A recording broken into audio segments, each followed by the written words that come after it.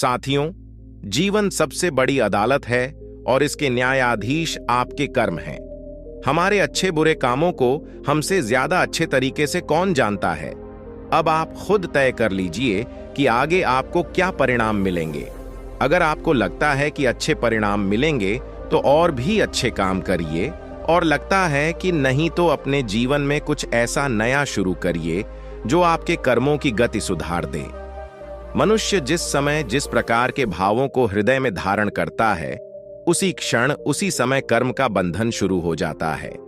मनुष्य को कर्म बंधन के अनुसार परिणाम भुगतने पड़ते हैं। उसके न्याय विधान में किसी के लिए कोई वरीयता नहीं है, क्योंकि व्यक्ति मैं के भाव में जकड़ा रहता है।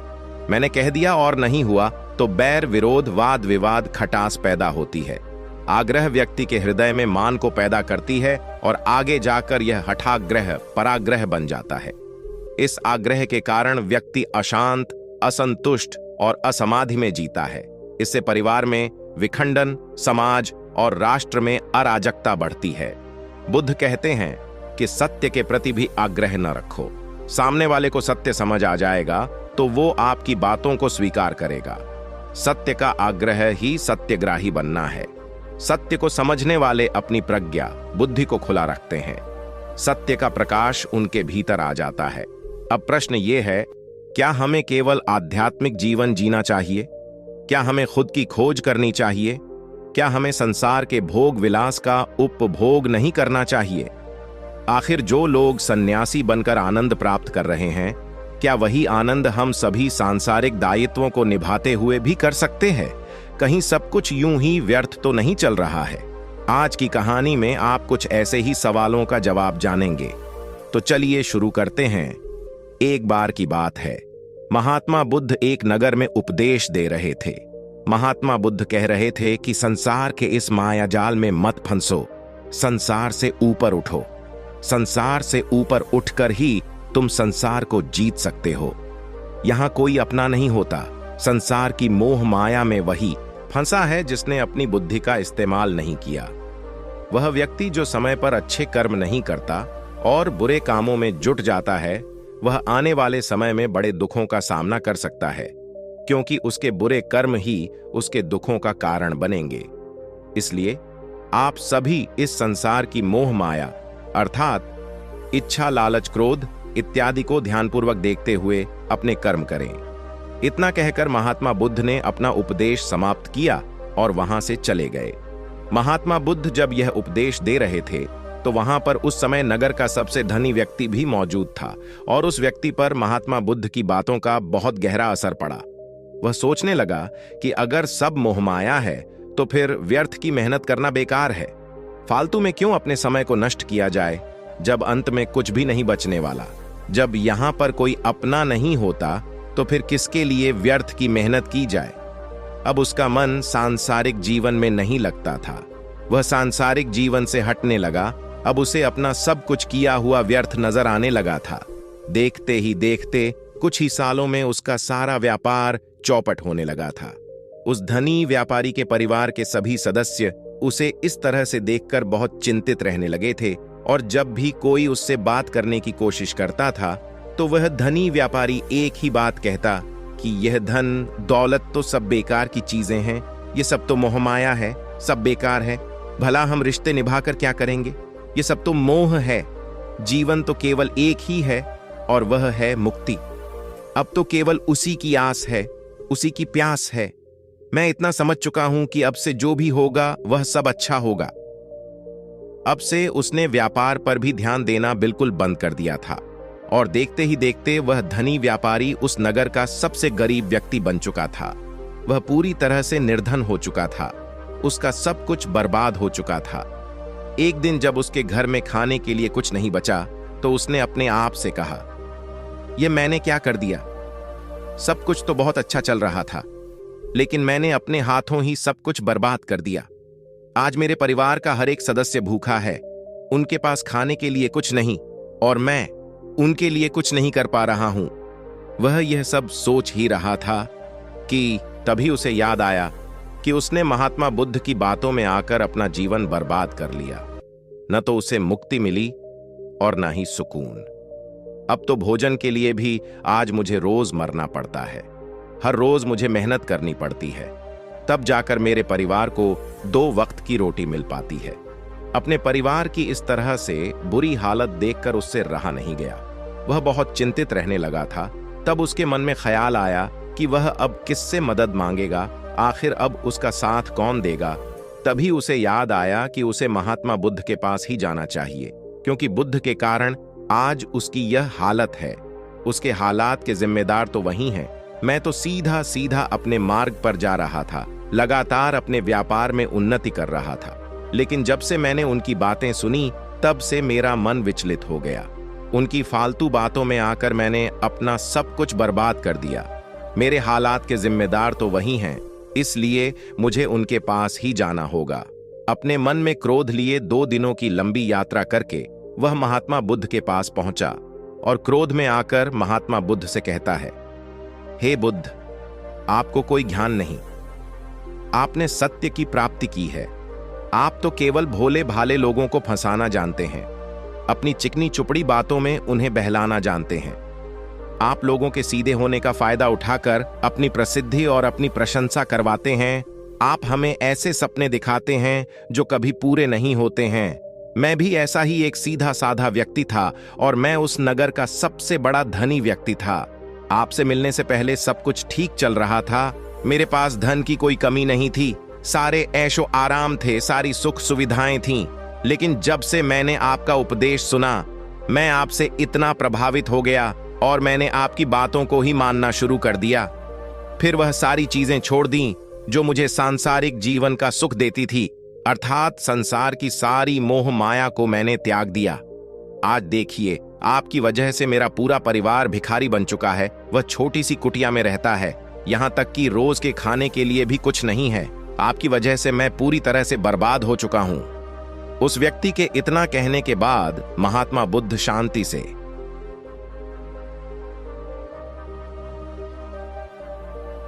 तभी उसे याद आया कि उसने महात्मा बुद्ध की बातों में आकर अपना जीवन बर्बाद कर लिया। न तो उसे मुक्ति मिली और ना ही सुकून। अब तो भोजन के लिए भी आज मुझे रोज मरना पड़ता है। हर रोज मुझे मेहनत करनी पड़ती है, तब जाकर मेरे परिवार को 2 वक्त की रोटी मिल पाती है। अपने परिवार की इस तरह से बुरी हालत देखकर उससे रहा नहीं गया। वह बहुत चिंतित रहने लगा था। तब उसके मन में ख्याल आया कि वह अब किससे मदद मांगेगा, आखिर अब उसका साथ कौन देगा। तभी उसे याद आया कि उसे महात्मा बुद्ध के पास ही जाना चाहिए, क्योंकि बुद्ध के कारण आज उसकी यह हालत है। उसके हालात के जिम्मेदार तो वही हैं। मैं तो सीधा सीधा अपने मार्ग पर जा रहा था, लगातार अपने व्यापार में उन्नति कर रहा था। लेकिन जब से मैंने उनकी बातें सुनी, तब से मेरा मन विचलित हो गया। उनकी फालतू बातों में आकर मैंने अपना सब कुछ बर्बाद कर दिया। मेरे हालात के जिम्मेदार तो वही हैं, इसलिए मुझे उनके पास ही जाना होगा। अपने मन में क्रोध लिए 2 दिनों की लंबी यात्रा करके वह महात्मा बुद्ध के पास पहुंचा और क्रोध में आकर महात्मा बुद्ध से कहता है, हे बुद्ध, आपको कोई ज्ञान नहीं। आपने सत्य की प्राप्ति की है। आप तो केवल भोले भाले लोगों को फंसाना जानते हैं, अपनी चिकनी चुपड़ी बातों में उन्हें बहलाना जानते हैं। आप लोगों के सीधे होने का फायदा उठाकर अपनी प्रसिद्धि और अपनी प्रशंसा करवाते हैं। आप हमें ऐसे सपने दिखाते हैं जो कभी पूरे नहीं होते हैं। मैं भी ऐसा ही एक सीधा साधा व्यक्ति था और मैं उस नगर का सबसे बड़ा धनी व्यक्ति था। आपसे मिलने से पहले सब कुछ ठीक चल रहा था। मेरे पास धन की कोई कमी नहीं थी, सारे ऐशो आराम थे, सारी सुख सुविधाएं थीं। लेकिन जब से मैंने आपका उपदेश सुना, मैं आपसे इतना प्रभावित हो गया और मैंने आपकी बातों को ही मानना शुरू कर दिया। फिर वह सारी चीजें छोड़ दी जो मुझे सांसारिक जीवन का सुख देती थी, अर्थात संसार की सारी मोह माया को मैंने त्याग दिया। आज देखिए, आपकी वजह से मेरा पूरा परिवार भिखारी बन चुका है। वह छोटी सी कुटिया में रहता है, यहाँ तक कि रोज के खाने के लिए भी कुछ नहीं है। आपकी वजह से मैं पूरी तरह से बर्बाद हो चुका हूं। क्या तुमने कभी किसी हाथी को देखा है इतना कहने के बाद पंख के साथ महात्मा हवा में तेजी से उड़ता जा रहा हो? इसके जवाब में वह व्यक्ति कहता है, तथागत, मैंने तो कभी नहीं देखा। तभी महात्मा बुद्ध कहते हैं, तुमने मुझसे प्रश्न क्यों नहीं किया कि आखिर वह हाथी आकाश में कैसे उड़ सकता है? इसके जवाब में व्यक्ति कहता है कि तथागत आपके मुंह से सुनकर मुझे ऐसा लगा कि मानो बात सत्य हो और आप कह रहे हैं तो यह सत्य ही होगा, इसलिए मैंने आपसे एक भी बार प्रश्न नहीं किया। तभी महात्मा बुद्ध उस व्यक्ति को समझाते हुए कहते हैं, कभी किसी की बातों पर मत जाना, बल्कि खुद विचार करो, संयम से सोचो कि उस बात में कितनी सच्चाई है। जो व्यक्ति कह रहा है क्या वह सच है? आखिर वह कहना क्या चाहता है? हो सकता है कि वह कुछ और कहना चाहता हो और तुम उसका अर्थ कुछ और ही निकाल रहे हो। कम से कम तुम्हें एक बार प्रश्न करके यह समझना चाहिए कि आखिर कहना क्या चाहता है। अगर तुम मुझसे पूछते कि आखिर वह हाथी हवा में कैसे उड़ सकता है, तो इसका जवाब मैं तुम्हें अवश्य देता। मैं तुम्हें ऐसा बताता कि एक छोटा सा बच्चा अपने खिलौनों के साथ खेल रहा है, वह हाथी को हवा में उड़ा रहा है और कुत्ते को पानी में डूबा रहा है, और रही बात मछली की तो वह उसे जमीन पर चला रहा है। क्या ऐसा संभव नहीं हो सकता? इसके जवाब में व्यक्ति कहता है, हाँ बिल्कुल ऐसा हो सकता है। महात्मा बुद्ध उस व्यक्ति को कहते हैं, इसी प्रकार मैं कभी किसी को निर्धन या गरीब होने के लिए नहीं कहता। निर्धनता या गरीबी तुम्हारे विकास में बाधक बन जाती है, जिससे तुम और कुछ नहीं सोच पाते और न ही कुछ समझ पाते हो। इन भिक्षुओं को देखो, जब इन्हें भोजन की आवश्यकता होती है तो यह भिक्षा के लिए निकल पड़ते हैं, लेकिन यह भिक्षा कहां से आती है? इसके जवाब में व्यक्ति कहता है, हे तथागत, हर कोई रोज मेहनत करता है ताकि उसके परिवार का पालन पोषण हो सके, और जो वह मेहनत करता है उसके बदले में उसे कुछ पैसे मिलते हैं। उन पैसों से भोजन खरीदता है और वही भोजन वह आपको भी सौंपता है और वहीं से भिक्षा आती है। तभी महात्मा बुद्ध उस व्यक्ति से एक और प्रश्न करते हैं, बेटा यह बात तो सत्य है, लेकिन तुम क्या मुझे यह बता सकते हो कि आखिर यह धन कहां से आता है? इसका जवाब देते हुए व्यक्ति कहता है, तथागत, धन तो सभी लोग अर्जित करते हैं, सभी कमाते हैं। तभी महात्मा बुद्ध इस व्यक्ति को समझाते हुए कहते हैं, ठीक इसी प्रकार दुनिया में यदि हर कोई भिक्षा मांगने लग जाए तो आखिर भोजन कहां से आएगा? अनाज कहां से होगा? व्यापार कौन करेगा? और लोगों की रक्षा के लिए धन कहां से इकट्ठा होगा? लोगों की जरूरतें कैसे पूरी होंगी? यह सुनकर व्यक्ति थोड़ा अचरज में पड़ गया और महात्मा बुद्ध से कहता है, किंतु हे तथागत, आप ही तो कहते हैं कि मनुष्य की इच्छा, कामना और वासना, लालच और क्रोध, यह सभी मनुष्य के विकार है और हमें इनसे दूर रहना चाहिए, तभी वह आत्मज्ञानी कहलाता है। तभी महात्मा बुद्ध कहते हैं, बेटा मैं तो अभी भी यही कह रहा हूं कि मनुष्य को इन सब चीजों से दूर रहना चाहिए। इस पर व्यक्ति महात्मा बुद्ध की बात पर कहता है, पर दुनिया तो इसी पर चल रही है, इसके बिना भला या संसार कैसे चल सकता है? हर किसी को पैसों की जरूरत है, बिना पैसों के वह अपने परिवार को नहीं चला पाता, वह अपने परिवार का पालन पोषण नहीं कर सकता, वह अपने परिवार के लिए भोजन नहीं ला सकता, और यदि वह पैसे नहीं कमाएगा तो वह भूखा मर जाएगा। तभी महात्मा बुद्ध कहते हैं, बेटा यह संसार इन चीजों से नहीं चल रहा है, इन चीजों से बिगड़ रहा है। इस पर व्यक्ति कहता है, हे तथागत, आखिर आप क्या कहना चाहते हैं? मैं आपकी बात समझ नहीं पा रहा हूं। संसार में इच्छा, कामना, वासना और क्रोध ही तो है, और जब हम इनका त्याग कर देते हैं तब हम अध्यात्म के मार्ग की ओर आगे बढ़ते हैं, अर्थात मुक्ति के मार्ग पर, यानी कि हम सन्यास के मार्ग पर चलते हैं। इस पर महात्मा बुद्ध जवाब देते हुए कहते हैं, बेटा तुमने जो कुछ कहा वह भी एक बहुत बड़ा सत्य है।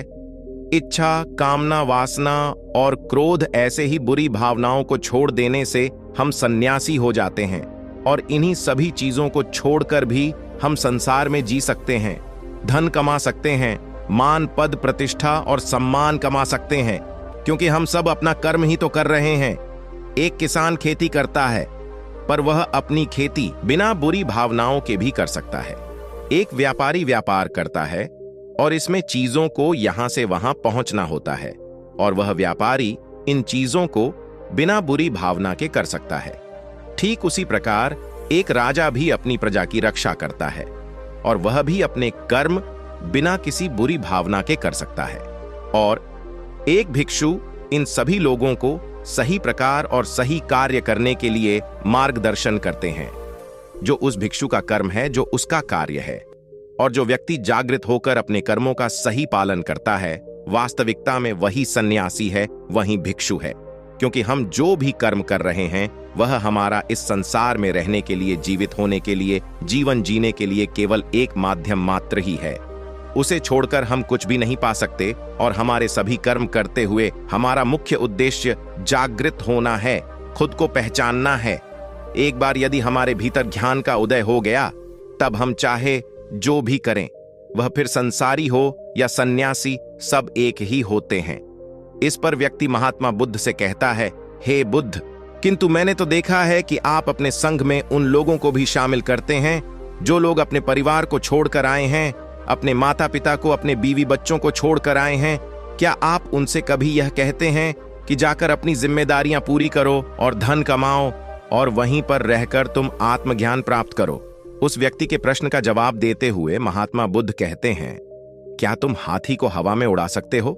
इसके जवाब में वह व्यक्ति कहता है, नहीं, मैं नहीं उठा सकता। तभी महात्मा बुद्ध कहते हैं, केवल एक बच्चा ही हाथी को हवा में उड़ा सकता है। ठीक उसी प्रकार जिस व्यक्ति को जो बनना है वह तो वह बनकर ही रहेगा। जैसे किसी व्यक्ति को व्यापारी बनना है तो वह व्यापारी बनेगा, ठीक इसी प्रकार यदि किसी व्यक्ति को आत्मज्ञान की प्राप्ति करनी है तो उसे सब कुछ तो त्यागना ही होगा। आगे महात्मा बुद्ध उस व्यक्ति से कहते हैं, बेटा, क्या तुम सब कुछ छोड़कर आत्मज्ञान के मार्ग पर आगे बढ़ते, या फिर तुम यह सोच रहे थे कि इस रास्ते पर चलकर जीवन आसान हो जाएगा, जो होगा सब अच्छा होगा, सब कुछ अपने आप ही मिलने लगेगा, मुझे तो कुछ करने की आवश्यकता ही नहीं पड़ेगी, सारे दुख दर्द सब कुछ समाप्त हो जाएगा और जीवन में चमत्कार होने लगेगा और अंत में मुक्ति भी मिल जाएगी। महात्मा बुद्ध की यह बात सुनकर उस व्यक्ति को अपनी गलती का एहसास हो गया। वह महात्मा बुद्ध के चरणों में गिर पड़ा और कहने लगा, हे तथागत, आप सत्य कहते हैं। मैंने तो कुछ ऐसा ही सोचा था, क्योंकि मेरा व्यापार सही नहीं चल रहा था, तो मुझे लगा कि सब कुछ छोड़कर सब मिल जाएगा, मुझे कुछ करने की आवश्यकता ही नहीं पड़ेगी और मेरे सारे दुख दर्द हमेशा हमेशा के लिए खत्म हो जाएंगे और मैं आत्मज्ञान भी प्राप्त कर पाऊंगा।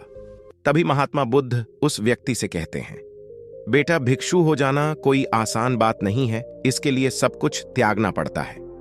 एक एक चीज जिसे तुम बहुत प्रेम करते हो, वह सारी चीजें तुमसे एक एक करके दूर हो जाती है। तो क्या तुम भिक्षु बनने के लिए तैयार हो? क्या तुम सब कुछ छोड़कर अध्यात्म के मार्ग में आगे बढ़ना चाहते हो? इसके जवाब में व्यक्ति कहता है, हे तथागत, मुझे मेरी गलती का एहसास हो चुका है, मुझे भिक्षु नहीं बनना, मैं तो व्यापारी ही बनूंगा। मैं तो अपने सांसारिक जीवन में ही खुश था, परंतु अब भी मेरे मन में एक प्रश्न शेष बचा है। अगर आपकी आज्ञा हो तो वह प्रश्न भी मैं आपसे पूछना चाहूंगा। तभी महात्मा बुद्ध उसे आज्ञा देते हैं। इस पर व्यक्ति कहता है, हे तथागत, आप ही तो कहते हैं कि धन नहीं कमाना चाहिए। पद, प्रतिष्ठा, अहंकार हमें दुख की ओर ले जाते हैं और संसार में यही तो है, और क्या है। यदि हमें संसारिक जीवन जीना है तो हमें यह सब तो करना ही पड़ेगा। तभी महात्मा बुद्ध मुस्कुराते हुए उस व्यक्ति से कहते हैं, क्या तुम्हें भूख लगी है? इस पर व्यक्ति कहता है, हाँ तथागत, मुझे बहुत भूख लगी है।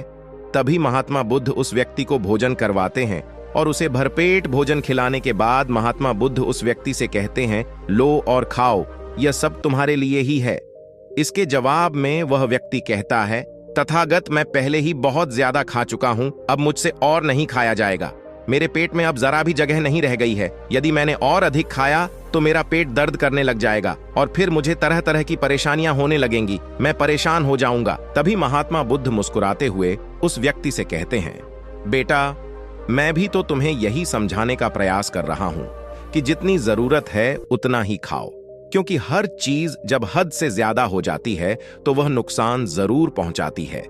फिर वह चाहे धन हो, चाहे इच्छा, चाहे लालच, कामना या वासना, सब कुछ हद से ज्यादा आपको नुकसान ही पहुंचाएगा और यह सब आपको केवल दुख ही देंगे। इसीलिए इन्हें नियंत्रण में रखना चाहिए। जितने की हमें आवश्यकता है उतना ही हमें चाहिए, और जब आप इसे नियंत्रण में रखते हैं तो यह कभी आपको दुख नहीं दे पाएगा, आप हमेशा सुखी रहोगे। आगे महात्मा बुद्ध उस व्यक्ति से कहते हैं, सुनो, धन कमाना आवश्यक है, क्योंकि धन की कमी नहीं होनी चाहिए, भोजन की कमी नहीं होनी चाहिए, किसी भी कार्य को करने के लिए मन में इच्छा की कमी नहीं होनी चाहिए।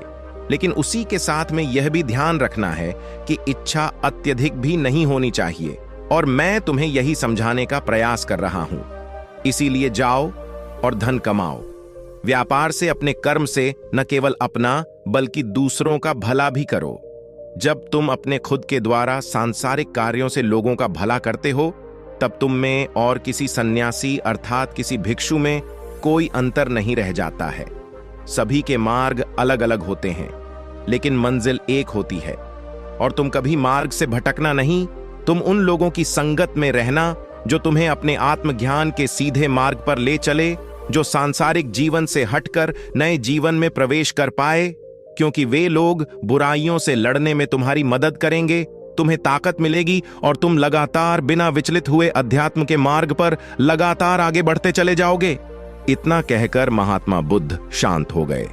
वह व्यक्ति महात्मा बुद्ध को प्रणाम कर कहता है, हे तथागत, आपकी शिक्षा तो बिल्कुल अलग है। आप जो कहते हैं उसके पीछे का अर्थ कुछ अलग ही होता है, बहुत सीधा और सरल, लेकिन हम उसे समझ नहीं पाते।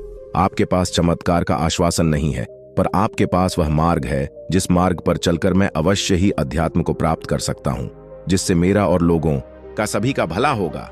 हे तथागत, यह मेरी ही गलती थी कि मैंने आपकी बातों का गलत मतलब निकाला, और एक व्यापारी होकर भी मैंने अपने कर्म को छोड़ दिया और यह सोचने लगा कि अब अपने आप सब कुछ अच्छा ही होगा। लेकिन यह सत्य है कि अपने आप कुछ नहीं होता। जब हम हाथ पैर चलाएंगे, काम करेंगे, कर्म करेंगे, तभी हमें फल मिलेगा। जब हम हाथ पैर मारने छोड़ देते हैं तो नदी का बहाव हमें अपने साथ बहाकर ले जाता है, और तब हमारे हाथों में कुछ नहीं रह जाता, और यही मेरे साथ भी हुआ है। हे तथागत, मैं आपको वचन देता हूं कि मैं अपना काम पूरी ईमानदारी के साथ करूंगा। आपके दिए हुए मार्ग पर मैं पूरी ईमानदारी से चलूंगा। मैं आपको वचन देता हूं कि मैं एक अच्छा व्यापारी और एक अच्छा इंसान बनकर रहूंगा। मैं आत्मज्ञान के मार्ग पर अपने कर्म करते हुए आगे बढ़ता रहूंगा। इतना कहकर वह व्यक्ति महात्मा बुद्ध को प्रणाम करके वहां से लौट गया। साथियों, वीडियो पसंद आई हो तो वीडियो को लाइक करना ना भूलें, और अगली वीडियो आप किस टॉपिक पर चाहते हैं, अपना प्रश्न या टॉपिक कमेंट लिखें। हम आपकी प्रश्न पर आधारित कहानी लेकर जरूर आएंगे, तो कमेंट करना ना भूलें। और अगर आपने चैनल को सब्सक्राइब नहीं किया तो चैनल को सब्सक्राइब का बेल आइकन जरूर दबा दें, ताकि आने वाली वीडियो आपको तुरंत मिल जाए। नमो बुद्धाय।